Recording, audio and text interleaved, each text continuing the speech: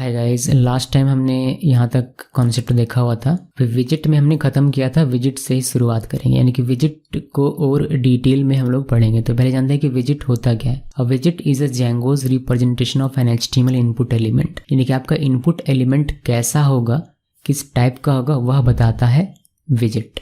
The widget handles the rendering of the HTML and the extraction of the data from a get post dictionary that correspond to the widget. The HTML generated by the built-in widgets use HTML5 syntax targeting this. तो इस built-in widgets से जो भी HTML generate होता है, चाहे वह input type text हो या फिर बाकी के जो हैं ईमेल वगैरह, उन सभी में HTML5 का सिंटैक्स होता है। Whenever you specify a field on a form, Django will use a default widget that is appropriate to the type of data that is to be displayed. जब भी आप कोई फॉर्म में कोई फील्ड बनाते हैं, जैसे हमने कई बार बनाया है name equal forms dot care field, तो केयर फील्ड में बाय डिफ़ॉल्ट एक विजिट रहता है जो कि Django के द्वारा हमें दिया गया है।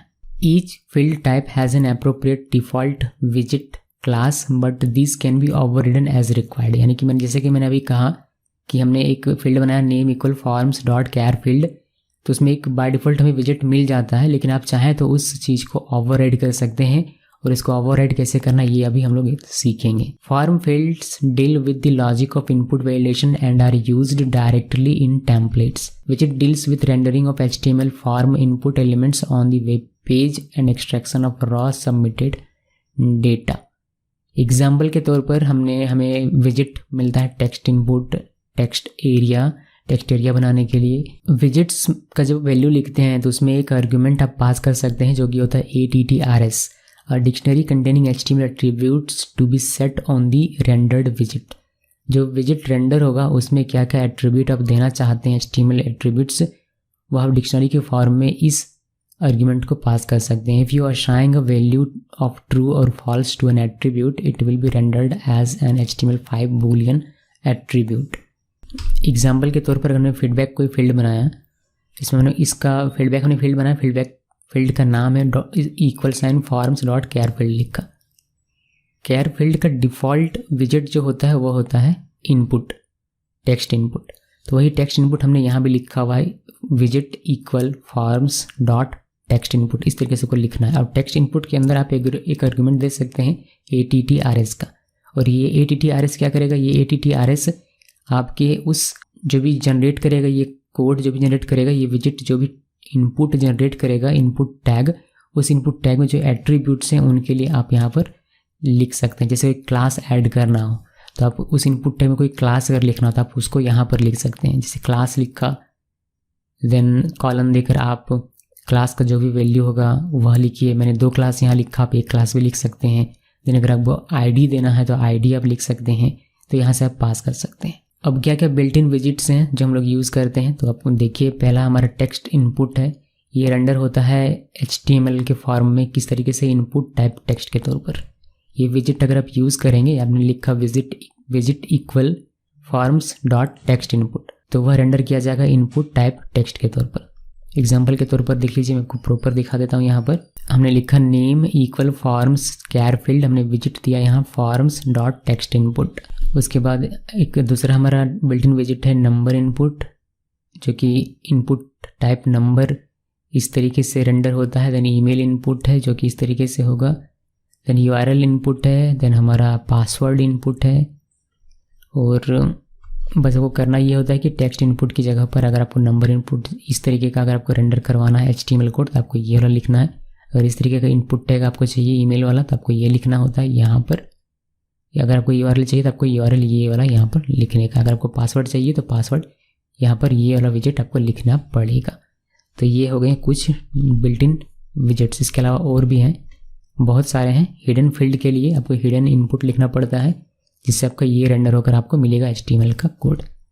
डेट इनपुट के लिए आपको ये मिलेगा, और डेट इनपुट में ये टाइप इन टेक्स्ट के तरीके से आपको मिलता है। देन ऑप्शनल कुछ पैरामीटर्स हैं जिसके बारे में हम लोग डेट टाइम जब मैं आपको स्पेसिफिकली दिखाऊंगा तब बताऊंगा।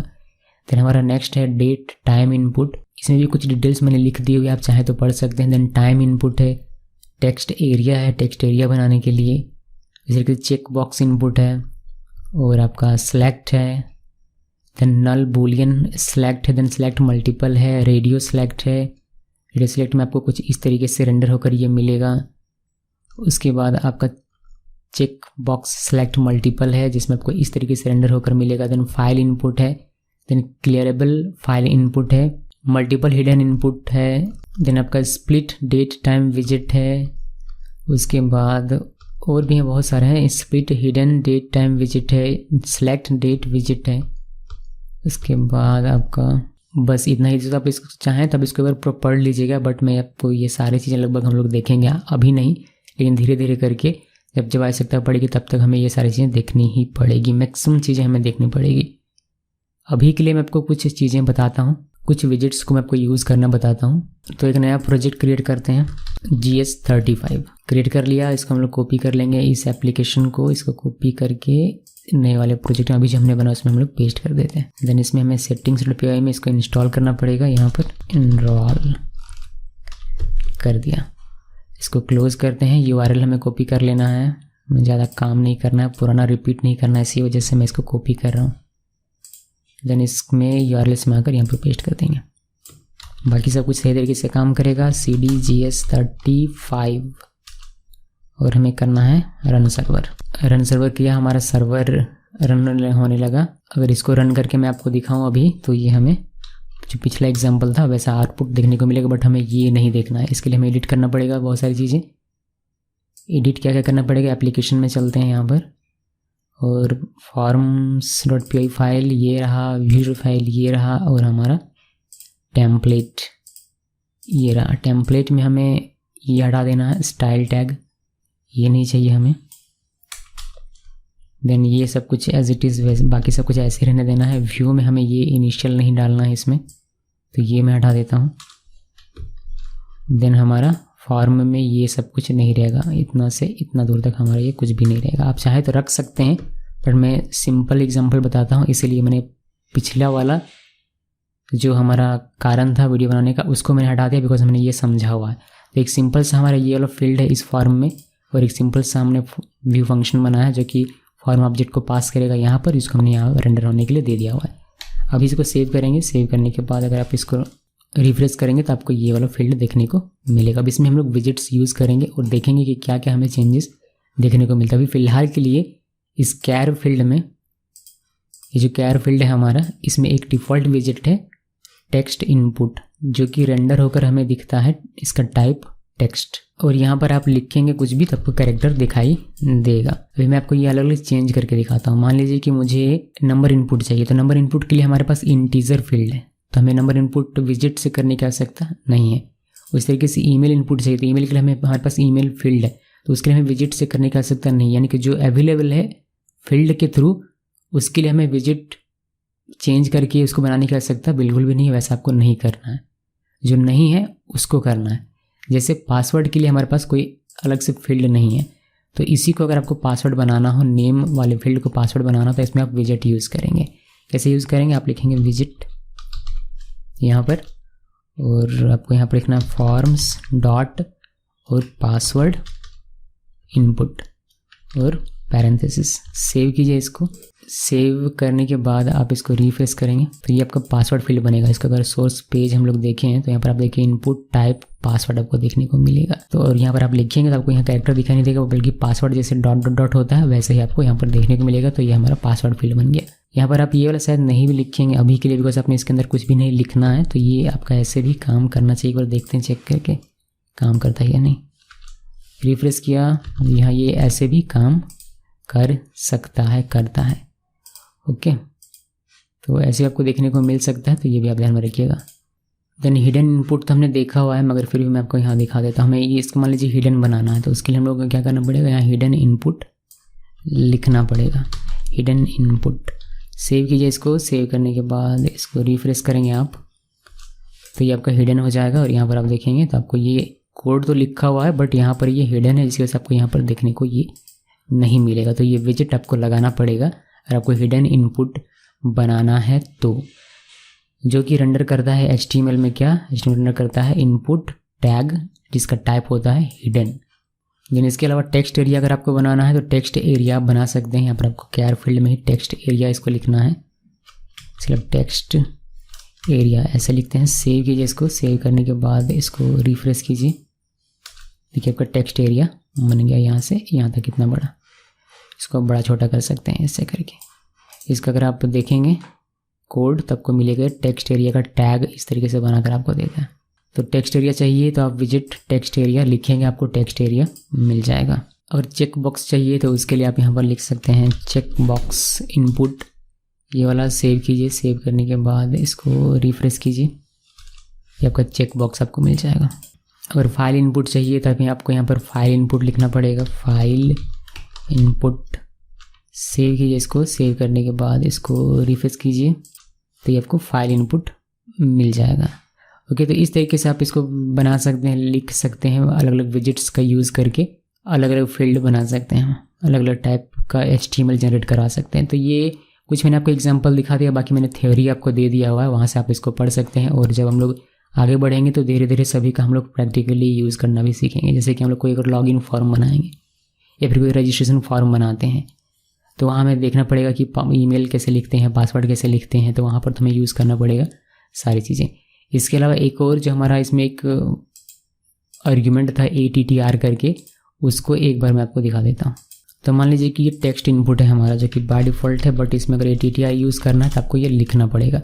इसमें हम लोग ATTR अगर डालना चाहते हैं, ATTR हम लोग क्यों डालेंगे, क्योंकि हमें एक्स्ट्रा उसमें एट्रीब्यूट्स डालने हैं। जैसे कि इसमें हमें डिक्शनरी के फॉर्म में डालना है, तो अभी मुझे एक क्लास मान लीजिए डालना है, तो क्लास एट्रीब्यूट का मैंने यहाँ नाम लिखा और इसका क्या वैल्यू डालना है, सम CSS1, और मैंने इसको सेव किया। तो अब मैं अगर इसको रिफ्रेश करता हूँ तो ये मेरा जैसे था वैसे ही फील्ड है, बट यहाँ पर अगर मैं इसको व्यू सोर्स करूँगा तो इस इनपुट टैग में मुझे एक क्लास मिलेगा उस CSS नाम से जो मैंने यहाँ पर लिखा हुआ है। ये कब करने की आवश्यकता पड़ेगी, जब आप इसको CSS अप्लाई करना चाहेंगे। मतलब क्लास का यूज़ करके हम लोग क्या कर सकते हैं, इस इनपुट फील्ड को थोड़ा सा डिज़ाइन कर सकते हैं, बेहतर बना सकते हैं, लुक फील इसका बेहतर बना सकते हैं। तो उस केस में हम लोग क्लासेस ऐड करनी पड़ेगी। या फिर अगर कोई नया एट्रीब्यूट यहाँ आपको डालना, जैसे ID में अभी है ID_name, ये हटाना है मुझे, और मैं यहाँ से एक्सप्लिसिटली अगर वैल्यू दूंगा ID एट्रीब्यूट के लिए मैं दे देता हूँ यूनिक ID, और मैंने इसको सेव किया। सेव करने के बाद इसको अगर मैं रिफ्रेश करता हूँ और मैं व्यू सोर्स में जाऊँ तो यहाँ पर देखिए इसका ID जो है वो चेंज हो जाता है। तो जो भी यहाँ पर आप एट्रीब्यूट्स देना चाहते हैं, बस उसका नाम आपको यहाँ पर पकड़ना है की के तौर पर, और उसका जो वैल्यू देना चाहते हैं वो वैल्यू आप दे सकते हैं। और ये आप कर पाएंगे तब जब आप ये यूज़ करेंगे ATTRS तब। तो ये ज़्यादातर यूज़ होता है जब आपको CSS अप्लाई करना होता है अपने इनपुट फील्ड में, तब इस तरीके से क्लासेस देकर या फिर कोई ID देकर। जैसे बूटस्ट्रैप की क्लासेस आपको इसमें लगानी हो तो आप यहाँ पर से लगा सकते हैं, क्योंकि यहाँ पर तो हमें कोई क्लास एक्सेस मिल नहीं रहा इस फील्ड के लिए, तो वह काम आप यहीं पर कर देते हैं। तो ये है तरीका CSS लगाने का यहाँ से। बाकी मैं इसका एक अलग से वीडियो भी बनाकर आपको बता दूंगा कि CSS कैसे अप्लाई करते हैं या बूटस्ट्रैप कैसे आपको अप्लाई करना अपने फॉर्म में। फ़िलहाल के लिए गाइज़ इस वीडियो में इतना ही। उम्मीद करता हूँ कि आपको विजिट्स क्या होता है समझ में आया होगा, विजिट्स कैसे यूज़ करना है अपने फॉर्म में ये भी समझ में आया होगा। Thanks for watching.